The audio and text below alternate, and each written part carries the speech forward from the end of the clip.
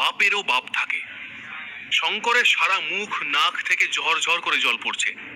সে খুব রেগে যায় আর লাকিকে বলে, এই এই তোর খুব সাহস বেড়েছে, তুই শঙ্কর ভাইয়ের মুখে জল ছুঁড়েছিস, এবার দেখ তোর কি হয়। লাকিও সুযোগ খুঁজছে। শঙ্কর যখন তার মুখ মুছতে রুমালটা বের করতে গেল, ঠিক তখনই লাকি তার মাথায় বোতলটা মেরে ভেঙে দেয়। বোতল ভেঙে চুরমার হয়ে যায় আর শঙ্করের নাক, মুখ, চুল সর্বত্র জলে ভেসে যায়। বিকট একটা শব্দ হয়। শঙ্কর ব্যথায় চিৎকার করতে করতে মাটিতে লুটিয়ে পড়ে। মাথা থেকে তার রক্ত ঝরতে থাকে। শঙ্কর তখন রেগে গিয়ে তার শাগরেদদের বলে, তোরা দাঁড়িয়ে দাঁড়িয়ে কি করছিস? এই পাগলটাকে মার, মেরে হাত পা ভেঙে দে। শঙ্করের শাগরেদরা লাকিকে মারার সাহস দেখাচ্ছে না।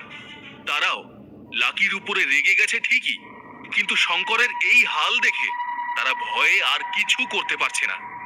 এদিকে রেস্তোরাঁয় উপস্থিত সকলে লাকির সাহস দেখে অবাক হয়ে গেল। সকলে থ হয়ে দেখছে শঙ্কর কিভাবে মাটিতে শুয়ে কাতরাচ্ছে, আর তার সাঙ্গপাঙ্গরা দাঁড়িয়ে মজা দেখছে। রেস্তোরাঁর ম্যানেজারও থতমত খেয়ে গেছেন। তিনি ভাবছেন, এই ছেলেটা আবার তার বিপদ আরো বাড়িয়ে দিল। শঙ্করের শরীর থেকে রক্ত বেরোনো মানে আরো কয়েকটা মানুষের রক্ত ঝরবে। তিনি এই ভেবে আরো ভয় পেতে লাগলেন। এদিকে লাকিকে দেখে আস্তে আস্তে পা কাঁপছে শঙ্করের চেলাগুলোর। লাকি তখন আরেকটা বোতল নিয়ে মাটিতে লুটোপুটি খাওয়া শঙ্করের সামনে গিয়ে হাঁটু গেড়ে বসে। এরপর লাকি যা করলো তাতে সবাই আরো ভয় পেয়ে গেল। লাকি শঙ্করের সামনে বসে হাসতে থাকে, বোতলটা তার সামনে রাখে। এদিক সেদিক ছিটিয়ে রয়েছে কাঁচের টুকরোগুলো। শঙ্করের মনে হলো মৃত্যু যেন তার সামনে দাঁড়িয়ে আছে। মাথায় সে খুব বাজেভাবে আঘাত পেয়েছে। মাথায় হাত দিয়ে ছটফট করছে। চোখে ঠিক করে দেখতে পাচ্ছে না শঙ্কর। সবকিছু যেন ঝাপসা তার কাছে। লাকি বলল, তোমার মতো একটা গাধাকে কে বস বানিয়েছে আমি দেখতে চাই। এই বলে লাকি উঠে পড়ল।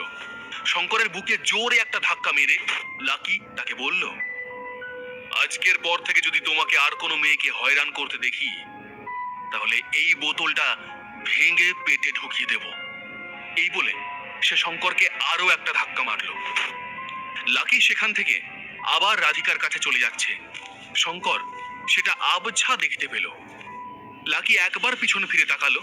সে দেখলো শঙ্কর তার দিকে তাকিয়ে আছে। লাকি হাসতে লাগলো।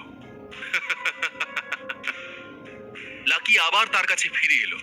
সবাই ভাবলো আবার হয়তো মারবে।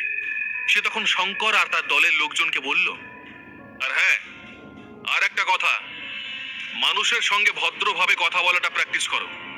আজ থেকেই শুরু করে দাও, না হলে তোমাদের কপালে দুঃখ আছে। লাকি একটা দীর্ঘ নিঃশ্বাস ফেলল। সে নিজেও জানে যে এই কাজটা করা তার জন্য কতটা কঠিন ছিল।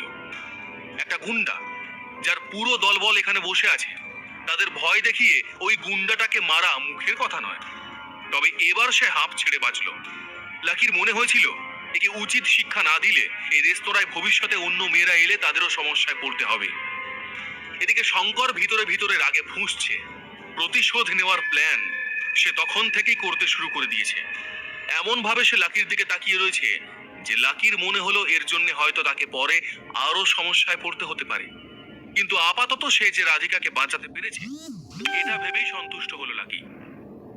মাটি থেকে শঙ্কর এবার উঠে পড়ল আর বলল, এই ছেলে, তুই কি ভেবেছিস শঙ্করের গায়ে হাত দিয়ে ছাড় পেয়ে যাবি? তুই কলকাতা শহরে যেখানেই থাক না কেন, আর তুই যতই বড় লোক বাপের ছেলে হোস না কেন, তোকে ঘর থেকে বের করে মারবো।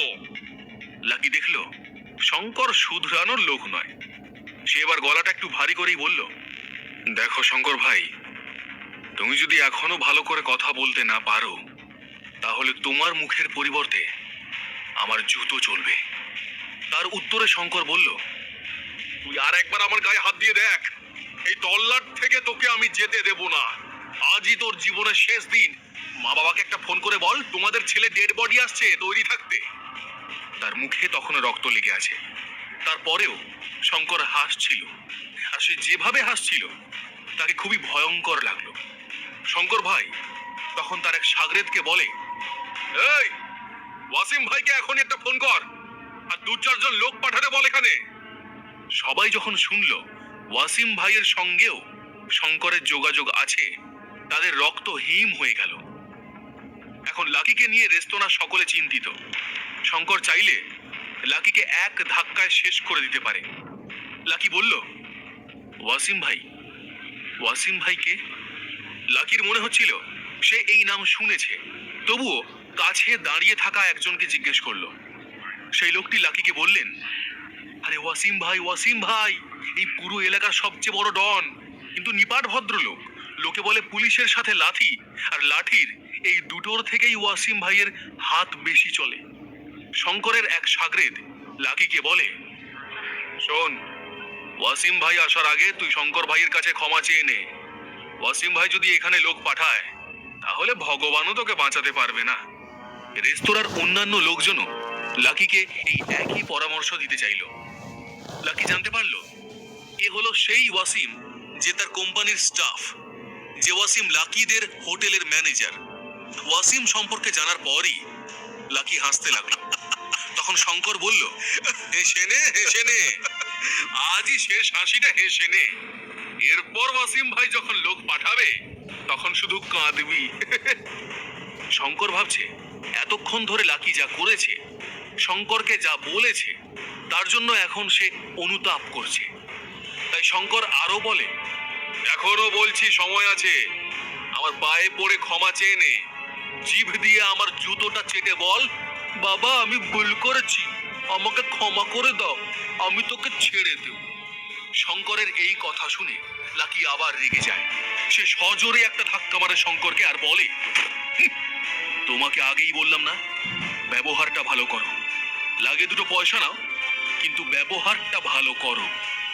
শঙ্কর আবার মেঝেতে পড়ে গেল। শুয়ে শুয়ে কাতরাতে কাতরাতে সে বলল, দেখবি ওয়াসিম ভাই কে? দাঁড়া, আমি এখনই ফোন করছি, তারপর তোর হাওয়া টাইট করছি। লাকির কাছ থেকে ধাক্কা খাওয়ার পরেই শঙ্কর ওয়াসিমকে ফোন করে। ওয়াসিম ভাই, ওয়াসিম ভাই, আমি শঙ্কর বলছি। না, ওই চপের দোকানে শঙ্কর না, আমি প্রমোটার শঙ্কর। আমাকে ভুলে গেলে ওয়াসিম ভাই? ওই সেদিন তোমার সাথে দেখা হলো, তোমার হোটেলে এসেছিলাম তোমাকে একটা সুটকেস দিতে, আমি সেই শঙ্কর। ফোন করতে করতে শঙ্করের ভয় যেন বেড়ে গেল। ওয়াসিম যে তাকে কিছুতেই চিনতে পারছে না। এখন শেষে ওয়াসিম যখন তাকে চিনতে পারে, তখন যেন তার প্রাণ ফিরে পায় শঙ্কর। শঙ্কর খুব কাঁচুমাচু গলা করে বলল, ভাই, আপনাকে এই সময় বিরক্ত করার জন্য আমি দুঃখিত। একটা ছেলে আমার গায়ে হাত তুলেছে, বিরাট সাহস দেখাচ্ছে। আপনার নাম বলেছি, তারপরেও আমাকে মারছে।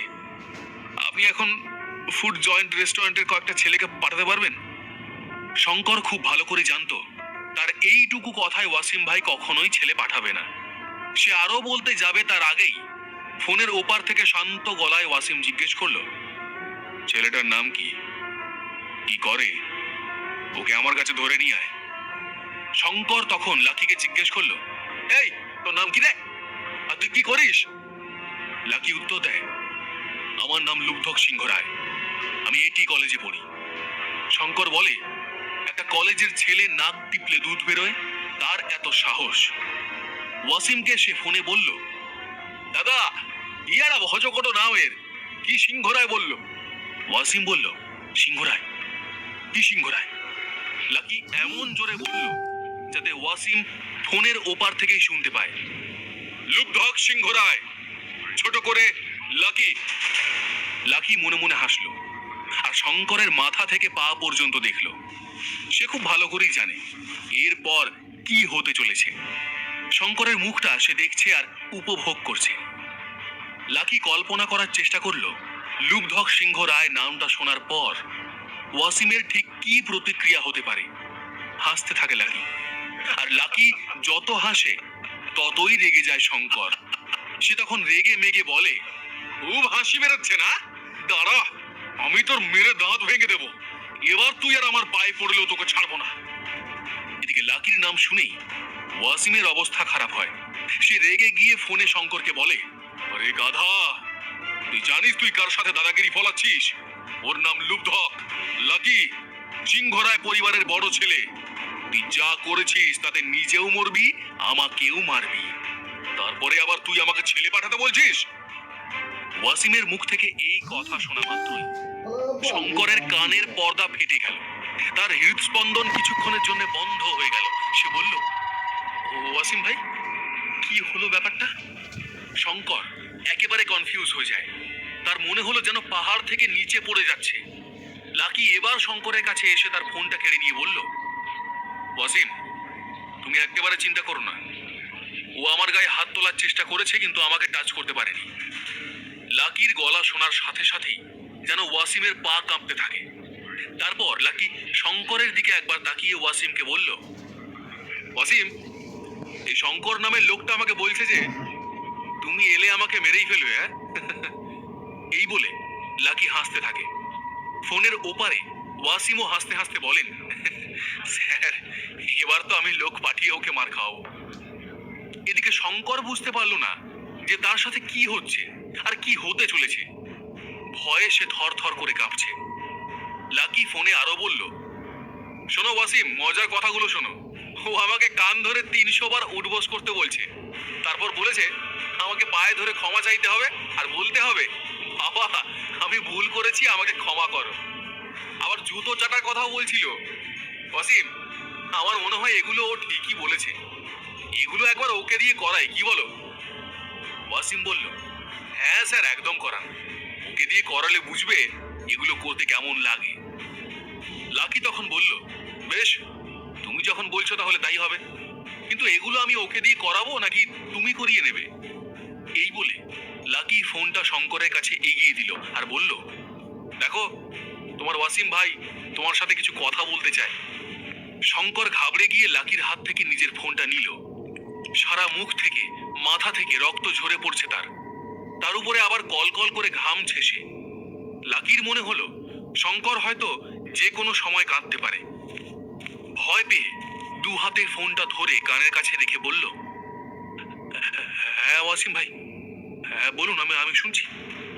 তারপর ওয়াসিমের মুখ থেকে শঙ্কর যা শুনল তাতে স্তব্ধ হয়ে গেল সে।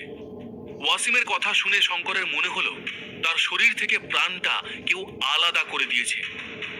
তার জীবন আজ এখানেই শেষ, শুধু দেহটা পড়ে আছে। ওয়াসিম যখন কথা শেষ করলো তখন শঙ্করের মুখের 12টা বেজে গেছে। তার কালো সাদা চোখে যেন শুধু ভয় প্রকাশ পেল। ওয়াসিমকে ফোন করার সিদ্ধান্তের জন্য নিজেকেই সে অভিশাপ দিল। আবার এত মার খেয়েও লাকিকে কিছু বলতে পারল না। এদিকে শঙ্করের সাগরেদরাও বুঝতে পেরে গেল যে তাদের বড়দা হেব্বি ভয় পেয়েছে, যে কোনো সময় কেঁদে ফেলতে পারে।